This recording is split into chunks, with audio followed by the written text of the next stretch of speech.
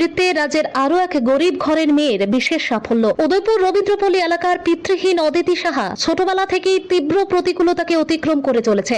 অদিতির মা নূপুর সাহা বহু কষ্ট করে মেয়েকে নিয়ে দিনাতিপাত করেছেন। মা রবীন্দ্রপল্লী সমাজ কল্যাণ ও সমাজ শিক্ষা দপ্তরে অঙ্গনওয়াড়ি সেন্টারের যত সামান্য বেতনে কাজ করে। বছরের পর বছর চলছে। একটা সময় খ্যাতনামা শিল্পী ববি চক্রবর্তীর নজরে আসে অদিতি। 10 বছর ধরে কুচিপুড়ি নৃত্যে তালিম চলছিল অদিতির। এবছর অদিতি সিসিআরটি স্কলারশিপ পেয়েছে। শুক্রবার অদিতি এক সাক্ষাৎকারে জানান, ছোটবেলায় বাবাকে হারিয়েছে, মা কষ্ট করে মানুষ করেছে। আজ থেকে 10 বছর আগে নৃত্যশিল্পী ববি চক্রবর্তী ম্যাডাম তাকে কুচিপুড়ি নৃত্য শিখিয়েছেন।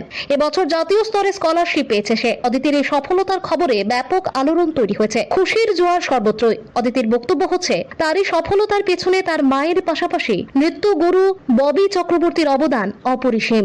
আমার নাম অদিতি শাহ, আমার বাবা নাম মৃত অজয় শাহ, আমার মার নাম নূপুরি শাহ, আমার মা অঙ্গনওয়াড়ি স্কুলের ওয়ার্কার।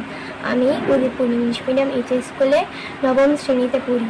আমি কুচিপুড়ি নৃত্যে ন্যাশনাল স্কলারশিপ পেয়েছি। আমার নৃত্য গুরু শ্রীমতী ববি চক্রবর্তী। আমার এই সাফল্যের পিছনে সব থেকে বেশি আমার নৃত্য গুরুর অবদান। তিনি যদি আমার পাশে না থাকতেন, আমি হয়তো বা এই জায়গাতে আসতে পারতাম না। তিনি আমাকে ছোটোবেলা থেকে উৎসাহ দিয়ে এসেছেন এবং এখনও দিচ্ছেন। আমি